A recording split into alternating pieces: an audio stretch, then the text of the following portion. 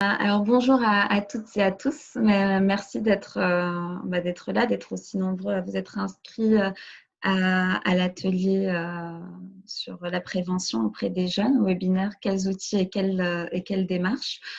Donc moi je me présente, je m'appelle Sophia El Yousfi, je suis déléguée générale de l'association Adozen, Prévention Santé, et avec moi Agathe Delanoë, qui est chargée de projet au sein de l'association.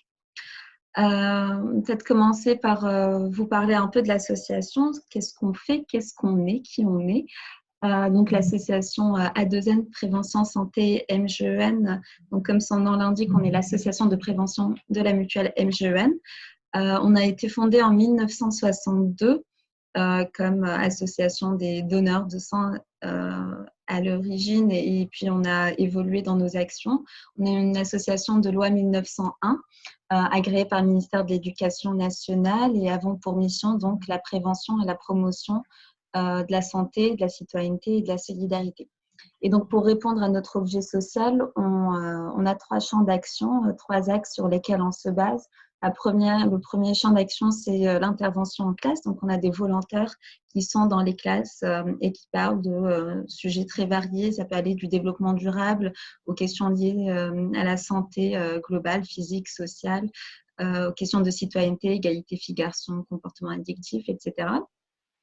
Ensuite, on a comme deuxième champ d'action le soutien aux projets pédagogiques. En fait, concrètement, c'est un appel à projets qu'on lance tous les ans sur diverses thématiques. Cette année, par exemple, c'est sur les comportements addictifs. Et l'idée de cet appel à projets, c'est de pouvoir mettre en valeur, valoriser les initiatives pédagogiques du personnel éducatif qui souvent ont de superbes idées, donc de pouvoir les financer pour concrétiser ces idées-là et de les suivre sur toute l'année scolaire ou la durée du projet si ils en ressentent le besoin et en font la demande. Donc voilà, un appel à projet tous les ans. On soutient à peu près une trentaine de projets par an. Et ensuite, le développement d'outils pédagogiques, et ça, je vais être très brève parce que je vais y revenir avec un peu plus de détails tout à l'heure. Mais voilà, c'est des outils qui répondent à la démarche. On verra par la suite comment et pourquoi. Alors, sur les objectifs de la session, alors tout était un peu dans le titre, mais l'idée, c'était vraiment qu'on comprenne ensemble la démarche de prévention qu'on a voulu mettre en place dans l'association, ce qu'on fait concrètement dans les classes et comment on construit nos outils, de permettre ensuite d'identifier les leviers d'action qui sont à votre disposition pour mettre en place cette démarche, si elle vous intéresse, et puis finalement de vous faire découvrir un peu nos outils et qui sont aussi une manière de vous approprier de cette démarche de prévention qui, on le verra par la suite, est très réflexive. Donc, comment se passe cette session? On a prévu à peu près 45-40 minutes de présentation et ensuite on pourra échanger. Je vous proposerai donc d'écrire vos questions. En bas, vous avez l'option questions et réponses et on y répondra à l'oral. Donc, on va commencer par un retour rapide sur la démarche de prévention en général, qu'est-ce que ça implique et quelles difficultés parfois elle peut poser. Et puis, on présentera notre démarche pour dire en quoi on a essayé de répondre à ces difficultés, comment est-ce que ça solutionne un peu quelques-unes des difficultés posées par la prévention en règle générale. Et ensuite, on va vous parler des outils que vous pouvez utiliser. Alors, sachant que tous nos outils donc, sont accessibles et libres d'accès sur Internet, ils sont gratuits. Donc, les outils que vous pourrez utiliser pour vous emparer de la démarche, on pourra avoir un temps d'échange pour réfléchir ensemble à comment peut-être adapter cette démarche aux particularités de vos contextes professionnels ou juste de vie, de manière générale. Alors, pour commencer peut-être la session, vous voulez commencer par un moment de réflexion un peu tous ensemble. On vous invite à répondre à une question. La réponse que vous voulez, vraiment très instinctivement, ce qui vous vient à l'esprit. Et la question, c'est qu'est-ce qui est bon pour moi? Qu'est-ce qui est bien pour moi? Donc, on vous propose, on se donne 1 minute. Si vous le voulez bien, on se propose de répondre avec l'option converser en bas et de mettre répondre au conférencier. Donc, on se laisse 1 minute et vous pouvez juste répondre ce qui vous vient à l'esprit quand on se pose la question, qu'est-ce qui est bien pour moi?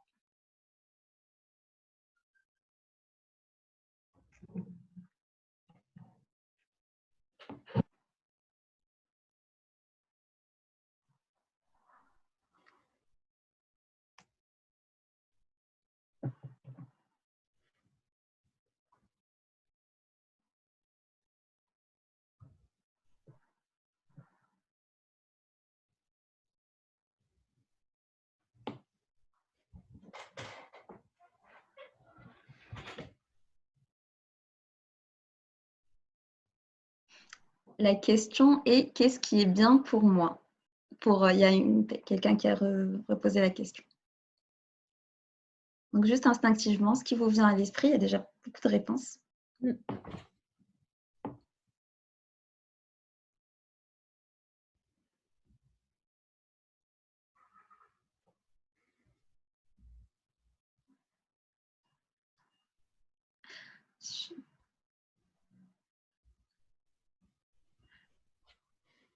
Super, on a donc les réponses qui continuent à défiler. Alors là, je vais en lire quelques-uns pour que vous ayez un peu une idée des réponses de tout le monde. Donc, il y a être en forme et active, ce qui me fait pétiller, méditer, voir la vie du bon côté, être dans un environnement sain, l'amitié, l'amour, l'émerveillement, se sentir bien, l'audace, la créativité, la confiance, la famille, le travail personnel, ce qui est en accord avec mes valeurs. Bon, je ne vais pas tout lire, les réponses sont vraiment nombreuses. Et en fait, la première chose qu'on voit, c'est la diversité des réponses. C'est vraiment très divers, très hétéroclite, et on voit surtout la subjectivité dans ces réponses-là. Finalement, on voit que ce qui est considéré, ce que moi je trouve bon pour moi n'est pas forcément ce que vous trouverez bon pour vous ou ce qui serait bon pour un autre. Et en fait, c'est toute la complexité de la démarche de prévention, et c'est aussi ce qu'on essaye de mettre en avant dans notre démarche à nous, de se dire qu'on est tous différents. Alors comment concilier différence et prévention? C'est ce qu'on va mettre en avant dans cette démarche, et c'est vraiment d'impliquer le jeune dans ce qui est bon pour lui et ce qui est en accord avec ses propres valeurs. Je laisse peut-être Agathe reprendre la suite et vous expliquera la démarche dans son ensemble et avec plus de détails. Super, merci Sophia. Alors on va continuer. Donc effectivement, cette question, elle nous semblait importante pour commencer parce que finalement, on se rend compte d'une part qu'elle amène une grande diversité de réponses, mais en fait, finalement, c'est la question même qui est à l'origine de toute démarche de prévention, savoir qu'est-ce qui est bon pour moi et puis qu'est-ce qui est bon pour nous à l'échelle d'une population. Voilà, comment savoir ce qui est bon finalement. Ça nous amène à peut-être dans un premier temps regarder de plus près de quoi il s'agit quand on parle de prévention, de qu'est-ce qu'on parle quand on parle de mettre en œuvre une démarche de prévention. Là, finalement, prévenir, qu'est-ce que ça veut dire? Ça veut dire devancer, éviter certains comportements, promouvoir, ça veut dire mettre en avant, encourager des valeurs qui nous tiennent à cœur. Donc finalement, l'idée, c'est vraiment dans un premier temps de prendre conscience que une démarche de prévention, elle n'est jamais neutre parce que finalement, il s'agit d'inciter les gens à agir d'une manière qui nous semble la meilleure, mais que du coup, elle est toujours empêtrée entre guillemets dans des valeurs, et c'est pas grave. Mais par contre, en tant qu'acteur de la promotion de la santé et de prévention, ça nous a semblé important à la Dozen de prendre conscience de ces valeurs, de les mettre sur la table. Donc nous, par exemple, à titre d'association, ce serait la citoyenneté, la solidarité et la santé, et puis plein d'autres valeurs qui rentrent en ligne de compte comme l'égalité, la fraternité, voilà, plein de choses comme ça. Et donc, en fait, souvent, en prévention, cette idée qu'on a des valeurs et qu'on va vouloir inciter les gens à agir, ça va amener à dire que l'idée, c'est de faire passer un message. Mais finalement, faire passer un message, quand on a pris conscience qu'on n'est pas neutre, bah, ça a des implications. Ça a des implications parce que du coup, quand on dit, bah voilà, le comportement à avoir, c'est celui-là, et ben on dit que tous les autres il serait pas forcément bon. Donc ça a deux implications, ça pose un problème éthique tout simplement parce que comment faire pour concilier les valeurs que nous on a envie de transmettre avec la liberté de chacun d'avoir ses propres valeurs et de penser un peu comme par lui-même comme il veut. Et puis quand bien même on n'aurait pas forcément de soucis éthiques, on irait par-delà les problèmes éthiques qui se posent dans un souci d'efficacité. Souvent on se rend compte que donner de l'information ou même à forcer un peu les gens à agir d'une telle manière, ça suffit pas toujours pour avoir un comportement comme on voudrait qu'il soit. En fait, ça c'est très général encore et on est vraiment dans l'idée de la prévention, mais on peut penser aujourd'hui au contexte du confinement. On a eu du coup une injonction de santé publique qui était restez chez vous et c'était une bonne mesure dans ce sens où le but c'était vraiment de protéger la population. Mais on voit que ça a posé des problèmes éthiques dans un premier temps parce qu'on était tous inégaux face à cette idée qu'il fallait rester chez nous. Enfin, on l'est d'ailleurs encore.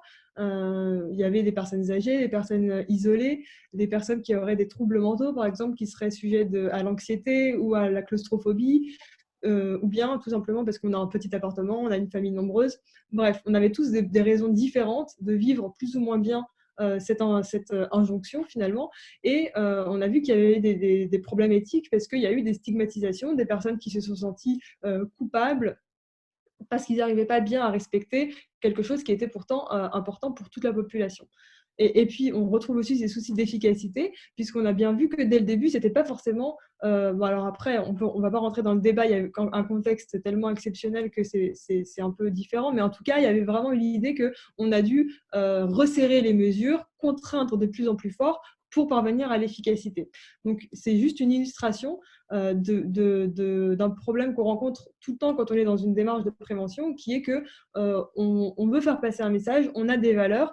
Comment faire en sorte qu'on puisse prévenir, sans prescrire, comment promouvoir et encourager des valeurs qu'on a envie de transmettre sans les imposer. Voilà. Donc ça, c'est un questionnement général qui nous semblait important de prendre en compte parce que il va être de plus en plus fort quand on va s'adresser à des jeunes et à des adolescents, des enfants qui sont finalement dans des postures encore plus, on va dire, vulnérables face à ces messages de prévention et de promotion. Alors, une première difficulté qui va se poser avec un public jeune, ça va être lié tout simplement à la posture d'adulte. D'autant plus que là, on est vraiment présent dans les classes. Je pense que la plupart d'entre vous, vous êtes issus de milieux, d'équipes éducatives scolaires. Et donc, on voit bien que qui sont les adultes dans les établissements scolaires? Ce sont les enseignants, les profs, toute personne qui est en posture d'autorité finalement. Et donc, on a un certain pouvoir d'influence, un peu malgré nous de toute façon, mais voilà, un adulte face à un jeune, il aura toujours une posture d'influence qui pourrait empêcher, en tout cas même involontairement bien sûr, hein, le jeune de penser ou d'agir de manière un peu libre. Et puis, il y a des risques liés justement à cette posture un peu de faire passer un message dont on vient de parler. Avec un premier risque, du coup, ce serait que puisque je dis à l'élève quel est le bon comportement, finalement, je lui dis un peu comment agir et je lui dis ce qui est bon de faire pour moi, selon mes valeurs, mais aussi pour lui. Donc, il y a un risque de moralisation, finalement, avec l'idée que fumer, c'est mauvais pour la santé, donc fumer est mal. Donc, si tu fumes, tu fais quelque chose de mal, avec donc une conséquence qui est la culpabilité, parce que le jeune va se sentir jugé et il va du coup se sentir mal par rapport au comportement qu'il est en train d'avoir. Donc ça, c'est un risque, en fait, voilà, les jeunes sont plus vulnérables encore à la moralisation et à la culpabilité, et ça a une conséquence qui est une communication biaisée, dans ce sens que du coup, si l'élève se sent stigmatisé ou moralisé ou culpabilisé, en tout cas, s'il sent qu'il y a une sorte de pression, même toujours involontaire de l'adulte, ça ne va pas permettre qu'il y ait vraiment une communication réciproque entre un adulte qui s'adresse à un jeune et un jeune qui s'adresse en retour à un adulte. Souvent, on voit ça dans les classes, on peut prendre l'exemple de l'égalité filles-garçons. On anime souvent des classes, dans les classes des dialogues, et on se rend compte que, par exemple, les enfants, ils vont nous dire oui, l'égalité, c'est bien, c'est important. Mais en fait, il n'y a pas vraiment de discussion parce qu'ils nous disent oui et parce qu'ils veulent nous faire plaisir. Donc, il faut les amener à montrer qu'en fait, ils peuvent nous dire non. Et c'est même, le but, c'est même pas la réponse, c'est qu'on est là pour en parler d'abord. Pareil avec les ados, quand on va leur parler de prévention, souvent on entend « Oh non, mais qu'est-ce que c'est? On va encore nous parler d'égalité. » En fait, comment faire pour faire en sorte que quand on parle d'égalité, ce soit des questions qui les intéressent et pas encore des adultes qui vont faire un cours sur « Il faut être égaux ». Parce que du coup, avec les ados, le résultat souvent, c'est qu'il y a de la défiance, de la résistance et même de la provocation. Donc on se retrouve parfois dans des discussions où il y a des ados qui disent « Bah oui, les femmes à la cuisine, bah oui, les femmes, si elles portent des jupes, elles sont provocantes. » Tout ça, parce qu'en fait, tout ce qu'ils veulent nous provoquer, nous dire en fait, ton message, je m'en fiche. Donc, comment faire en sorte que nous, on a nos valeurs, on veut les amener avec, dans les classes aux élèves. Et du coup, toute notre question à la douzaine, ça a été comment faire en sorte que ces questions deviennent leurs questions. Voilà. Comment faire pour mettre un peu de côté nos valeurs, les laisser disponibles, dire voilà, elles existent, mais c'est pas nous qui allons vous les imposer. Leur donner la possibilité de faire le chemin par eux-mêmes et leur faire confiance finalement, et faire confiance à nos valeurs pour se dire que s'ils se posent les questions, si on en parle avec eux, et ben par eux-mêmes, ils arriveront à des conclusions qui ont du sens et qui sont bonnes pour eux. Voilà. Ça nous a amené à considérer deux choses principales. Donc d'abord, comment dépasser cette posture prescriptive et deuxièmement, comment préserver une communication authentique entre l'adulte et le jeune. Donc, tout ça, ça nous a amené finalement à un peu poser des piliers, donc des fondamentaux qui nous permettraient de développer une démarche de prévention qui réponde aux exigences qu'on s'est posées. Et ça passe par deux choses importantes. Donc d'abord, on s'est dit, bon, il va falloir mobiliser les compétences réflexives et dialogiques. Qu'est-ce que ça veut dire? Ça veut dire qu'il va falloir aider les jeunes à réfléchir, à prendre conscience de leurs pensées, à prendre conscience des chemins qu'ils font pour arriver à leurs conclusions. Donc, les aider à construire un jugement, finalement. Et ça va se faire aussi par le dialogue. Ça veut dire que ça ne va pas être, comme on a dit, un message qui arrive de l'extérieur, mais on va permettre que le sens se construise de l'intérieur et dans le dialogue entre les pairs, pas que d'un adulte à l'élève. Ça, c'était un premier temps, mais on s'est rendu compte que finalement, ça, c'était important, mais ça suscitait plein de questions et qu'il y avait toujours aussi une période de flottement et que l'information, elle est importante. Si on veut faire passer des messages, c'est pas seulement des valeurs, etc., c'est que un choix éclairé, c'est important quand on veut faire de la prévention, vous le savez tous. Donc, comment faire en sorte pour concilier l'information et la compétence réflexive et le dialogue. Et du coup, notre idée, ça a été de se dire, OK, on peut faire une distinction. On peut faire une distinction entre l'information qu'on veut transmettre et son interprétation.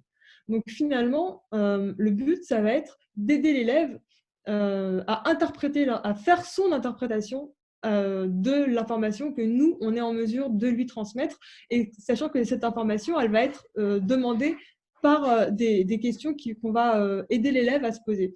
Donc, par exemple, si on prend la santé sexuelle une discussion sur la santé sexuelle, oui, on peut parler des risques liés à un rapport sexuel non protégé, des risques d'infection sexuellement transmissibles, le VIH, mais plein d'autres.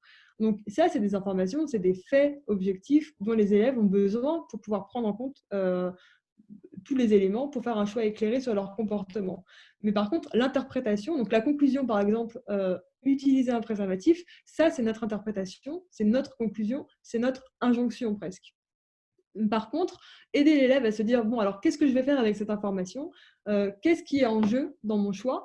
Qui est impliqué? Quelle est la nature de ma relation? Quels sont les critères qui pourraient m'aider à prendre une décision? Ça, c'est à nous, en tant qu'adultes, on peut aider les élèves à se poser ces questions-là. Et dans ces cas-là, les élèves ils vont pouvoir faire des choix par eux-mêmes en connaissance de cause, en fait. Donc, tout ça, ça nous a amené à vous proposer ce schéma-là aujourd'hui qui finalement illustre un processus dynamique de construction du jugement qui permet aux élèves à la fois, on va partir de leur intérêt, donc ça on va y revenir, mais c'est ça le but, c'est vraiment de les faire se poser des questions. On n'arrive pas avec la thématique le tabac, c'est tabou. Non, pas du tout. On va leur proposer des supports qui contiennent des thèmes dont nous, on aimerait leur parler. Et puis, eux, ils vont essayer de poser des questions Donc, ce sera leur question à partir d'un thème qu'on leur suggère et on va les aider à poser un problème, en fait, finalement, toujours à relier nos problématiques à leur expérience pour que ça puisse rejoindre leur schéma de valeurs et qu'ils puissent prendre conscience de comment cette question-là, en fait, elle les rejoint avec un chemin que nous, on n'avait peut-être pas du tout imaginé, mais d'une manière ou d'une autre, ça vient rejoindre leur expérience. Et puis, voilà, l'information pour les aider à construire du sens autour d'un fait un peu objectif, donner un peu de la chair, finalement, à une information toute crue, si on peut le dire comme ça. Donc, tout ça, c'est très théorique, c'est bien beau. Comment est-ce que, finalement, on peut mettre en place concrètement tout ça dans une classe? Donc, ça nous amène à vous proposer, en fait, un changement de posture pédagogique.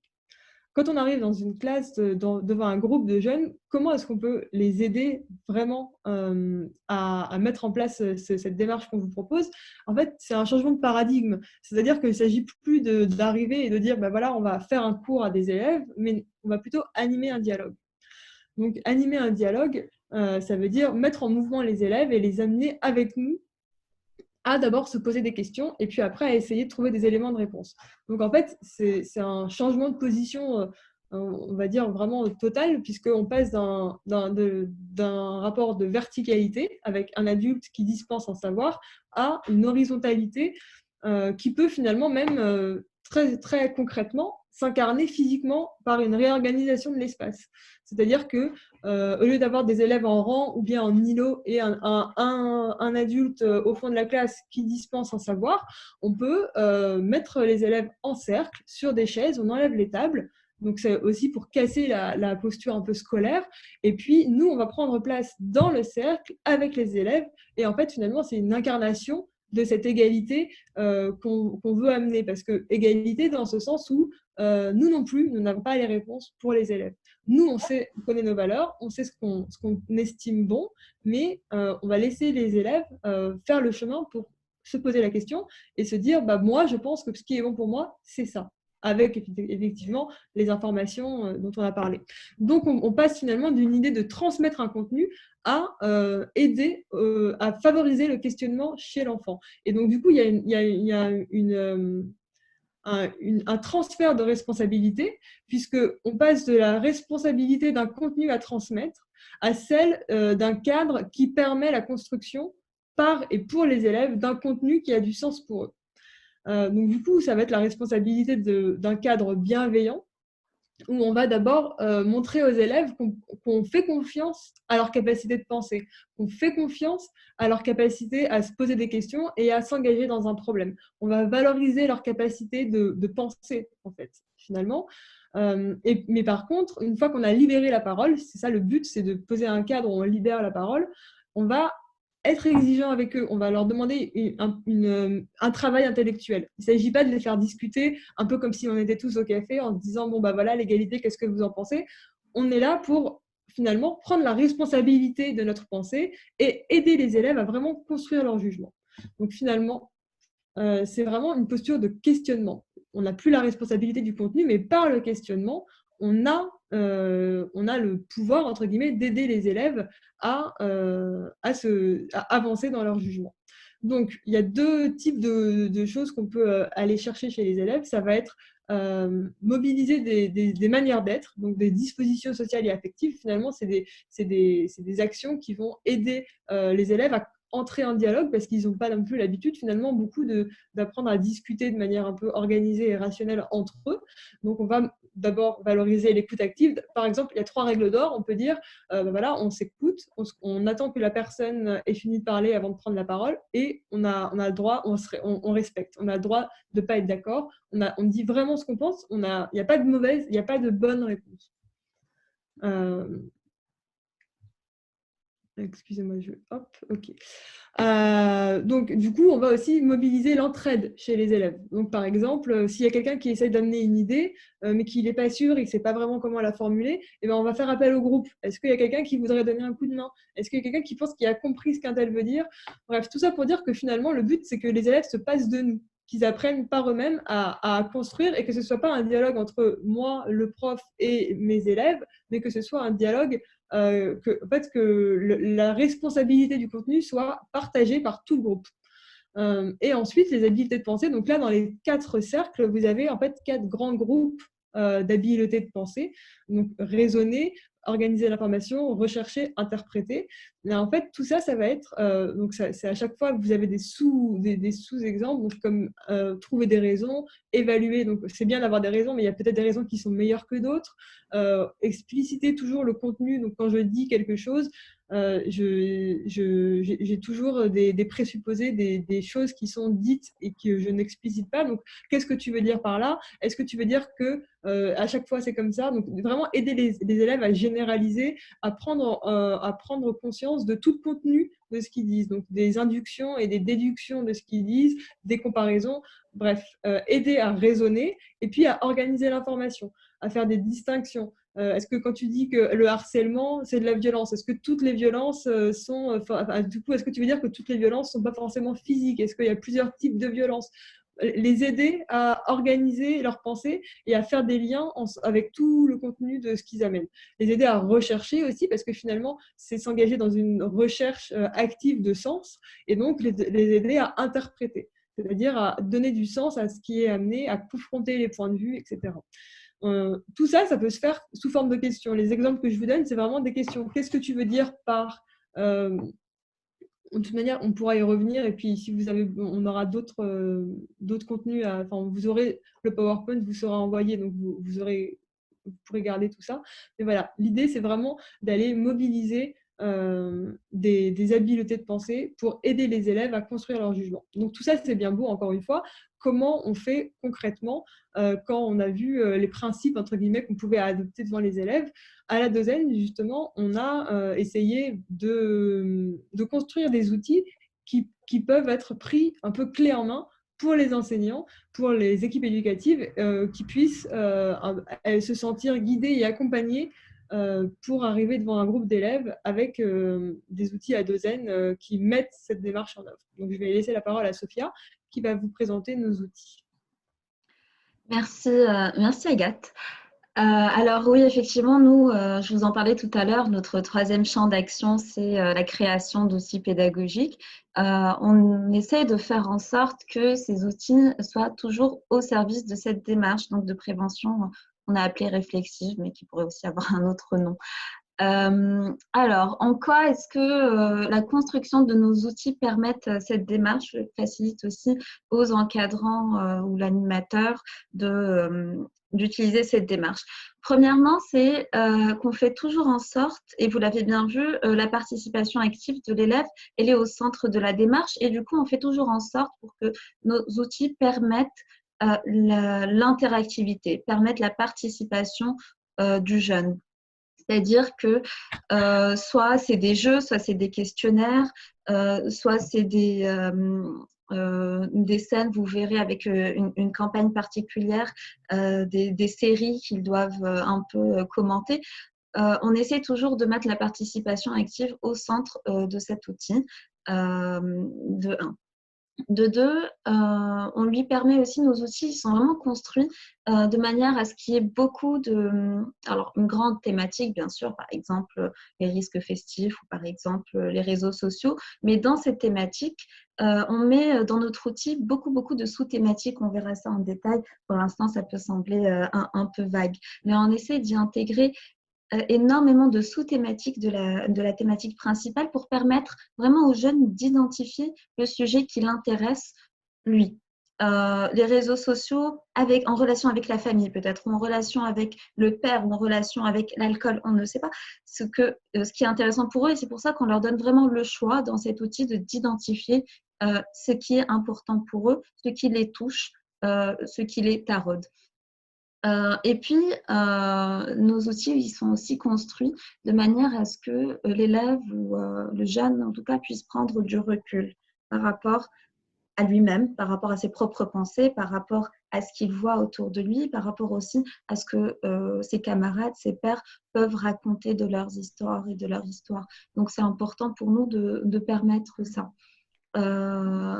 Et 2 points encore que permettent ces outils-là, en tout cas dans leur construction et dans l'utilisation qu'on préconise, c'est qu'ils permettent le dialogue dont parlait Agathe. C'est-à-dire que, on met tout en œuvre pour leur permettre un dialogue avec des principes très simples, mais qui sont vraiment très importants à dire, à rappeler, parce que c'est des principes qu'on a tendance à banaliser. Et d'ailleurs, on fait aussi des interventions dans des entreprises avec des adultes et les mêmes principes sont très importants à rappeler. Agathe en a cité quelques-uns. Le premier, c'est de dire qu'il n'y a pas de bonne ou de mauvaise réponse, mais vraiment, pas comme on dit d'habitude, c'est-à-dire vraiment et qu'ils nous fassent confiance, de dire on ne juge pas, il n'y a pas de bonne ou de mauvaise réponse. Et leur dire qu'ils ont le droit d'écouter, ils ont le droit d'être écoutés jusqu'au bout.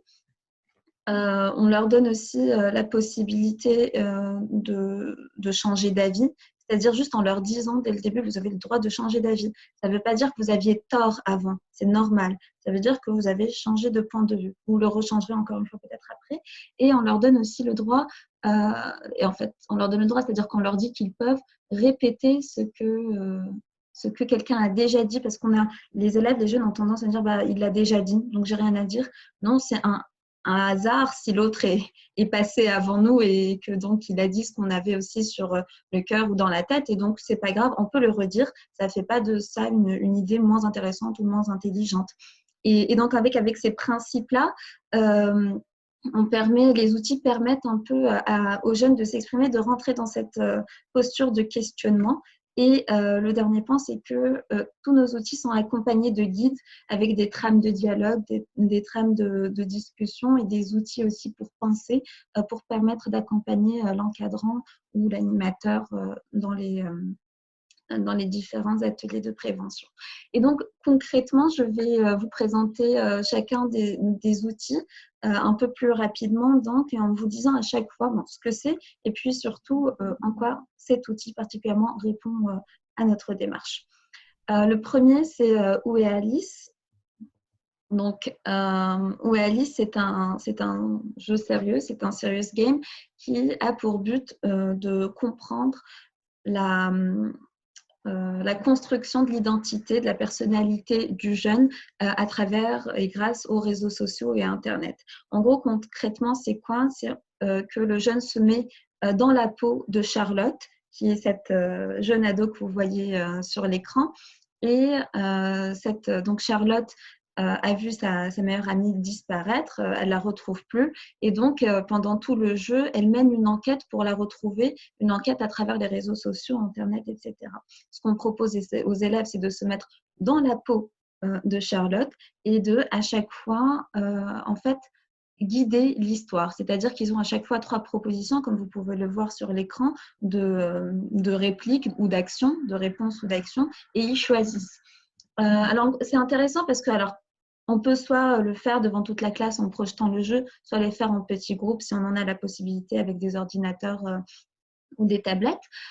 Et ce qui est intéressant, c'est que déjà, ça permet le dialogue en amont, c'est-à-dire qu'ils prennent du recul par rapport, s'ils sont par exemple 3 ou 4, ils prennent du recul par rapport aux réflexes de réaction qu'ils auraient eu et ils prennent le temps de dialoguer, d'en parler avec les personnes de leur groupe jusqu'à trouver soit un consensus, soit que la majorité l'emporte. Et donc, c'est une vraie prise de recul par rapport à ses propres actions.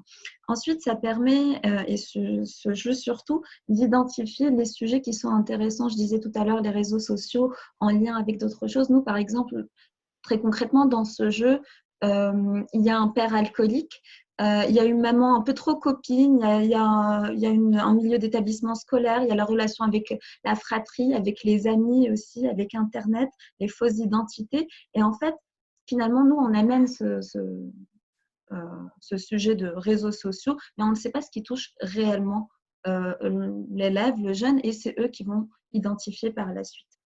Donc, ça, c'est pour Où est Alice. Et si vous avez des questions, on pourra en reparler, bien sûr, lors des questions. Le deuxième outil que je voudrais vous présenter, et qui est un outil s'appelle Feel Good, c'est un outil de diagnostic du bien-être et de la santé des élèves.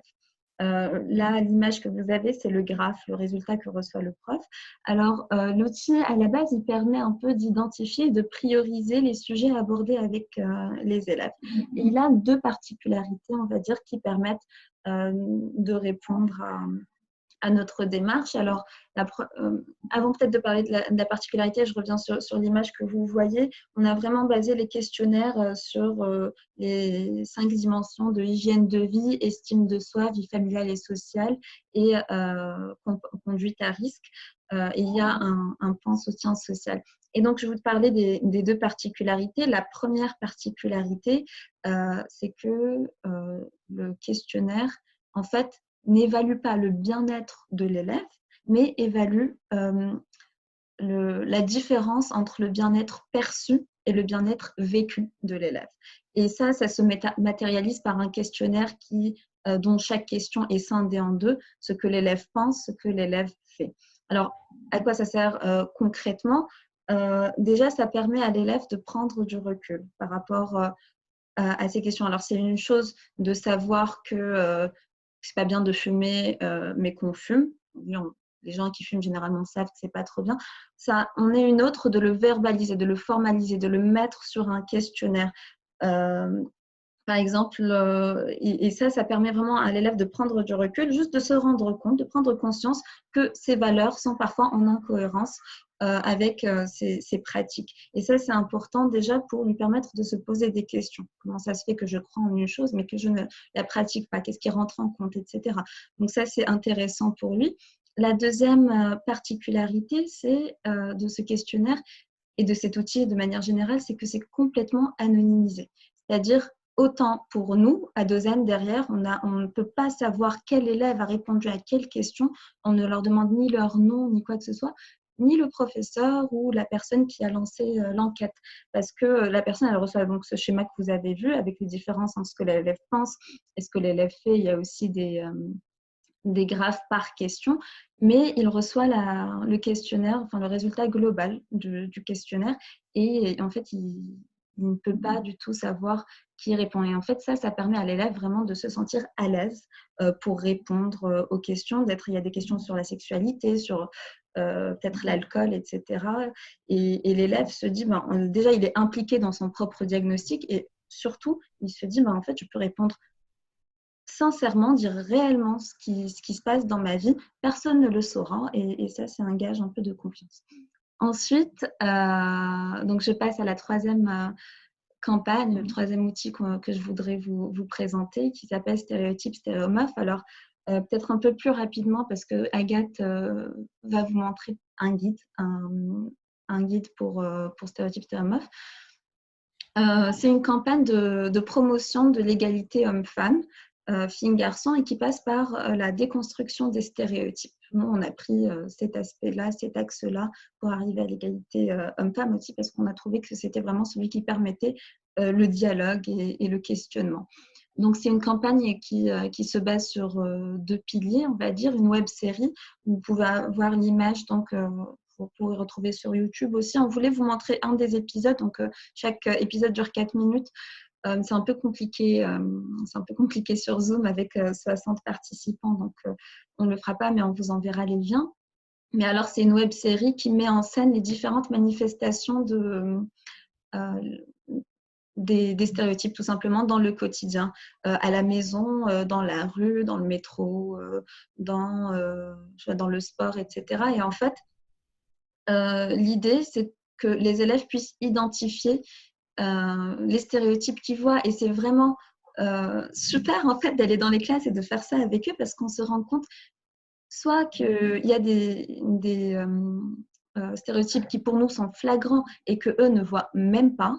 Et c'est intéressant de discuter sur ça. Pourquoi pour nous c'est des stéréotypes et pas pour eux, etc. Et surtout parfois, ils nous montrent, ils nous pointent du doigt des stéréotypes qu'on n'a même pas voulu mettre dans le scénario tellement c'était naturel pour nous. Et en fait, c'est hyper intéressant de pouvoir vraiment dialoguer et questionner. Et donc ça permet donc le questionnement énormément. Et une deuxième peut-être particularité de la série, pourquoi on a décidé que ce serait une série, parce qu'en fait, on voulait éviter, avec des capsules vidéo one-shot, entre guillemets, de faire croire à l'élève que les gens étaient foncièrement bons ou foncièrement méchants, foncièrement sexistes ou pas, racistes ou pas, que parfois, ça dépend de l'environnement. Et donc, dans une situation où quelqu'un serait sûr d'avoir le poste parce que la candidate en face est une femme serait complètement dévastée de voir que sa fille ne peut pas jouer au foot. On voulait vraiment leur montrer que l'environnement joue aussi et qu'il faut se poser des questions. Et à côté de ça, donc, il y a un guide qui est extrêmement complet, extrêmement intéressant avec des outils de pensée, avec des activités pédagogiques, ludiques pour aller vraiment un peu plus loin avec les élèves. Et ça, je laisserai Agathe le présenter tout de suite, d'ailleurs. Yes. Donc là, il y a une petite manipulation technique. Est-ce que normalement, là, vous... C'est bon, tout va bien. Donc là, j'ai basculé effectivement l'écran. Ce que vous voyez, c'est donc le guide pédagogique qui accompagne les épisodes de la saison 2 de la série que Sophia vient de vous présenter. Donc Stéréotype Stéréomeuf, voilà, il est téléchargeable. Alors, tout ça, c'est disponible gratuitement en ligne, je vous le dis. Donc rapidement, à la table des matières, on voit que, en gros, pour chaque épisode, on procède en 4 temps. D'abord, il y a un résumé de l'épisode. Ensuite, on identifie les stéréotypes qui sont présents dans l'épisode, en tout cas ceux que nous, on a voulu mettre en scène. Il y a des petites informations complémentaires avec justement les stéréotypes qui sont abordés, et puis ensuite des activités pédagogiques. Donc là, on voulait vous montrer un épisode. Malheureusement, c'était trop compliqué avec la plateforme... le contexte du webinaire en ligne.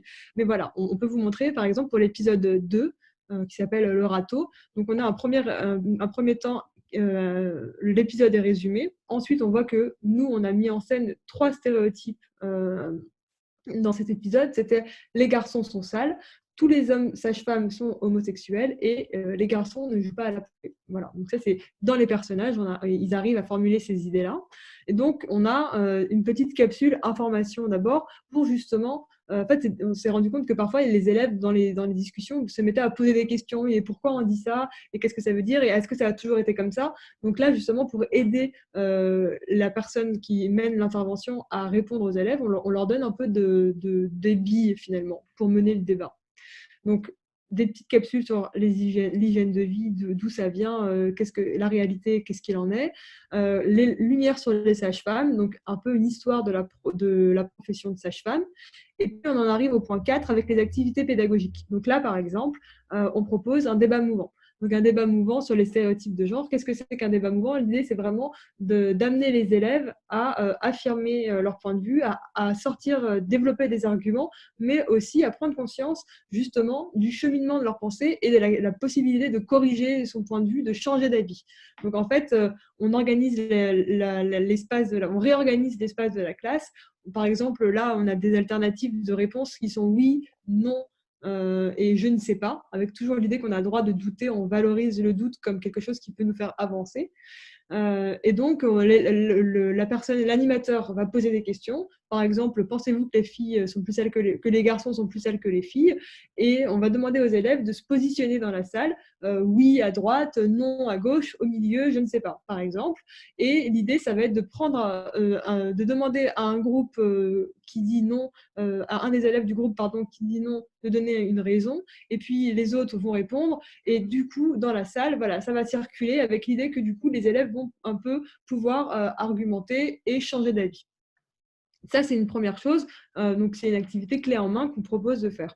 Ensuite, tout au long du guide, on a des petits encadrés bleus qui sont en fait des outils pour penser. Donc là, par exemple, on propose les critères, et puis il y en a des définitions, des exemples, il y a envisager les conséquences. Tout ça, en fait, ça fait partie justement des habiletés de pensée dont on vous a parlé tout à l'heure, avec l'idée qu'on va d'abord expliquer ce que c'est, à quoi ça sert dans une discussion, et puis comment on peut aller essayer de les mobiliser chez les élèves. Donc, une fois qu'on a introduit un outil de pensée, on a des exercices qui vont aider le prof, l'enseignant, l'infirmière, la personne qui mène l'intervention à utiliser avec les élèves, mobiliser chez les élèves ces outils-là. Donc là, par exemple, pour les critères, donc là, on est dans les activités pédagogiques. La deuxième, c'est les métiers anti-insectes. Donc en fait, on propose des questions à l'animateur qui va permettre d'introduire le sujet, d'aider les élèves à se questionner. Il n'est pas obligé de suivre toutes les questions une à une, mais par contre, le fait de les avoir lues avant l'intervention, de les avoir en tête, ça va l'aider à mener la discussion. Et puis, au point 4, on a carrément un exercice qu'on peut faire avec les élèves et qui aide en fait les élèves à utiliser des critères. Et donc finalement, on voit que ça mobilise les compétences réflexives. Avec là, par exemple, donc d'après vous, quels critères on pourrait prendre pour donner un emploi à quelqu'un de sage-femme, d'architecte, d'ingénieur? Et donc l'idée, c'est vraiment de faire les élèves se questionner. Donc là, après, voilà, ça marche toujours comme ça. C'est pareil, on a un nouvel encadré qui introduit un nouvel outil. Donc là, cette fois-ci, c'est les hypothèses. Et puis, les exemples et les contre-exemples parce que justement, ils aident à explorer une hypothèse. Donc tout ça, c'est lié. Et voilà, c'est un peu, de toute manière, c'est étape par étape. Et puis ensuite, on a un autre exercice qui, justement, amène les élèves à formuler des hypothèses. Donc là, on reprend une question carrément d'un personnage qui dit mais pourquoi les garçons ne pourraient pas jouer à la poupée? Et on demande aux élèves, ok, alors faisons des hypothèses. Pourquoi? Et même si c'est un peu farfelu, le but, c'est vraiment d'utiliser la puissance de la pensée pour formuler des hypothèses, trouver des exemples, et finalement, au-delà de la question aussi, aider les élèves à mieux penser et à exercer leur pouvoir d'imaginer les choses. Voilà, donc ça, c'était un petit exemple. Vous pouvez trouver tout ça sur Internet. Je vais repasser la main à Sophia. Alors, hop, petite. Ok. Donc là, je pense que c'est bon, on a retrouvé PowerPoint. Yes. Donc. Voilà. Ça, c'est le dernier point, c'est la dernière slide et on tenait vraiment à partager ça avec vous parce que c'est juste des questionnements. Et d'ailleurs, on peut en parler, hein, mais c'est vraiment des questionnements qu'on s'est posés tout au long de la construction de cette démarche, un peu dans les classes et en parlant aux gens, ils nous disaient, bon, voilà, ça ne fonctionne pas, etc. Et finalement, on voulait juste attirer un peu l'attention sur quelques points. Le premier, c'est que l'idée, c'est pas d'instrumentaliser le questionnement. En fait, c'est pas, on vient pas avec le bon geste à faire et puis on leur pose des questions pour qu'ils y arrivent par eux-mêmes, en leur faisant croire qu'ils y sont arrivés par eux-mêmes, alors que nos questions allaient dans ce sens-là, ils ne pouvaient pas arriver à une autre conclusion. C'est vraiment passer à l'idée, le questionnement doit être sincère et doit vraiment habiter l'élève, c'est-à-dire que ça doit être des questionnements qui le taraudent, où il rentre chez lui et on arrive à créer, à l'aider à se poser ces questions à lui qui sont importantes pour lui, où il continue à y penser après. Et c'est ce qui fait qu'il change de comportement, c'est ce qui fait qu'il change d'avis, sincèrement, sans qu'on ait à lui dire. C'est vraiment important ce point de ne pas instrumentaliser le questionnement, parce que si on fait ça, en fait, il vaut mieux lui dire quoi faire. Ça revient un peu au même, hein, parce qu'il n'est pas convaincu. Et l'autre point, parce qu'on a eu des retours comme ça parfois, il y a quelques mois encore, quand on en parlait, on nous disait mais c'est quoi l'idée de cet atelier? Ça veut dire que l'élève va sortir avec des questions et il va être perdu. On ne peut pas laisser l'élève avec des questions comme ça sortir en se disant mon Dieu, on va tous mourir. Et en fait, on leur dit mais non, ils ne sortent pas perdus, ils ne sortent pas avec des questions, ils sortent avec des questionnements. Alors, des informations, et c'est pour ça qu'on a vraiment voulu appuyer sur ce point, on leur donne les informations nécessaires, les informations scientifiques, etc. Ils n'ont pas de point de vue à avoir sur est-ce que, je ne sais pas, est-ce que le VIH est une MST? Oui, c'est une maladie sexuellement transmissible, ça l'est, et on ne va pas philosopher sur est-ce que ça l'est ou pas, c'est pas ça le but du tout. Mais par contre, l'idée, c'est vraiment de leur permettre de sortir avec des questionnements par rapport à ce que disait peut-être Agathe tout à l'heure sur l'interprétation. Est-ce que je veux tomber malade? Est-ce que c'est important pour moi, la santé? Parce qu'il y a juste, on n'a pas tous les mêmes priorités, et chercher alors quelles sont ces priorités, peut-être grâce au questionnement qui se fait. Et un dernier point qui est important, parce que parfois, ça crée de la frustration, c'est de se dire ça ne marche pas, ça ne fonctionne pas. On essaie une fois et ça ne marche pas. Et effectivement, nous, on pense vraiment, et avec toute l'expérience qu'on a dans les classes, on pense que c'est un processus important qui fonctionne, mais qui prend du temps. On l'installe, on ne l'impose pas. Ça prend du temps pour deux raisons. Déjà, parce que souvent, les élèves, malheureusement, les jeunes n'ont pas l'habitude de penser, en fait, d'être dans une métacognition où ils savent ce qu'ils pensent, pourquoi ils le pensent et comment ils sont arrivés à leur pensée. Et les réseaux sociaux n'aident pas en plus, donc vraiment, c'est compliqué pour eux. Donc, pour arriver à ça, déjà, il faut un temps. Et puis aussi, pour l'animateur, c'est compliqué aussi, et parfois, ça nous arrive encore aujourd'hui de poser des questions où il n'y a pas de présupposés, des questions si possible, des questions où on n'influence pas, etc. C'est assez compliqué. Donc, c'est un processus, ça n'arrive pas avec un coup de baguette magique comme ça. Il faut de la patience et de la persévérance, mais on pense que c'est vraiment une des manières d'arriver à promouvoir la santé et à ne pas l'imposer, justement. Donc, voilà pour nous. On a pris peut-être, on a commencé un peu plus en retard, mais on a pris 5 minutes de plus que ce qui était prévu. On vous propose de passer aux questions-réponses. Vous pouvez les poser sur Converser en bas, nous les envoyer. On va les lire à haute voix et y répondre pour tout le monde. Alors, il y avait aussi questions-réponses. Je ne sais pas si l'outil a été Ouais. utilisé. Oui, sinon, il y a effectivement, merci Agathe. Sinon, il y a questions-réponses. Si vous voulez, si on n'a pas le temps de répondre à toutes vos questions, vous pouvez nous recontacter sur l'adresse contact sur laquelle vous êtes inscrite et on peut prendre un temps pour échanger, peut-être pour creuser un des points qui vous a interpellé. Voilà, on attend donc vos questions si vous en avez.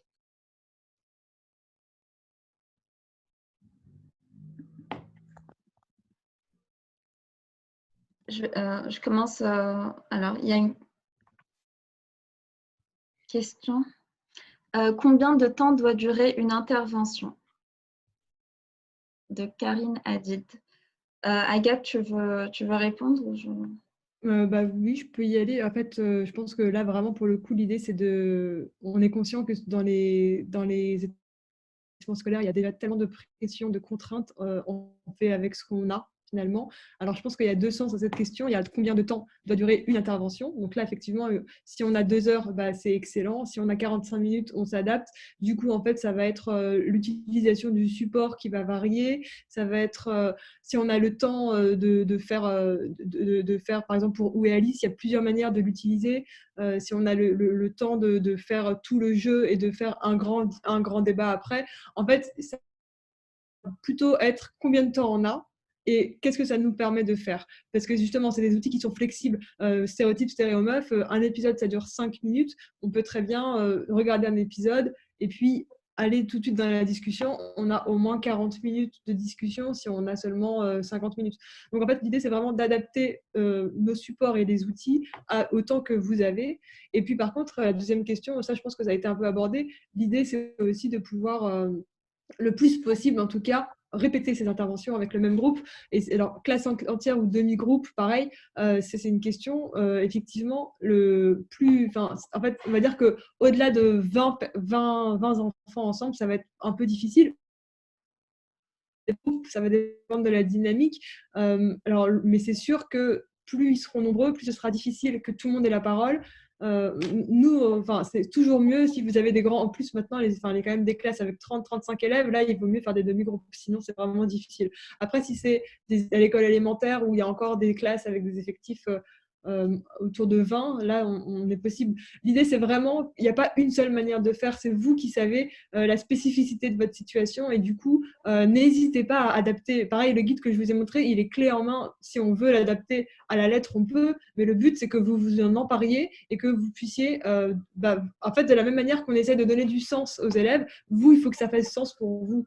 Donc, faites-vous confiance aussi, c'est vous qui savez le mieux votre situation. Donc, quelle place donner au CEC? Pardon, juste par ailleurs, juste pour compléter la réponse, effectivement, c'est à vous d'adapter, mais on est aussi là, et ça fait partie de notre objet social et de nos missions, de prendre un temps pour… on est présent sur toute la France métropolitaine et outre-mer. Si vous avez besoin de prendre un temps pour adapter, pour qu'on en parle de la situation d'établissement, des problématiques de l'établissement, et essayer d'adapter aussi la démarche à votre réalité, c'est complètement quelque chose qu'on veut et qu'on aime faire aussi, et c'est ce qui est intéressant et enrichissant. Quelle place donnez-vous au CESC dans la promotion de la santé? Tu veux que je peux commencer si tu veux, Agathe? Ok. Alors, pour nous, c'est assez une place primordiale et qui doit venir en amont, vraiment dans sa mission d'observation, d'abord en mettant en place peut-être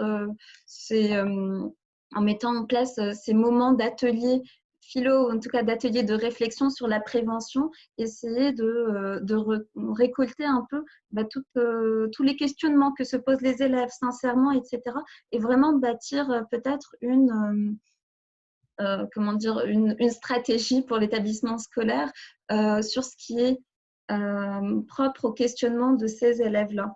On peut aussi, alors je vous le propose, je voulais un peu expliquer, mais on peut y revenir. Feel Good, c'est un bon outil pour pouvoir comprendre ce qui se passe dans l'établissement scolaire.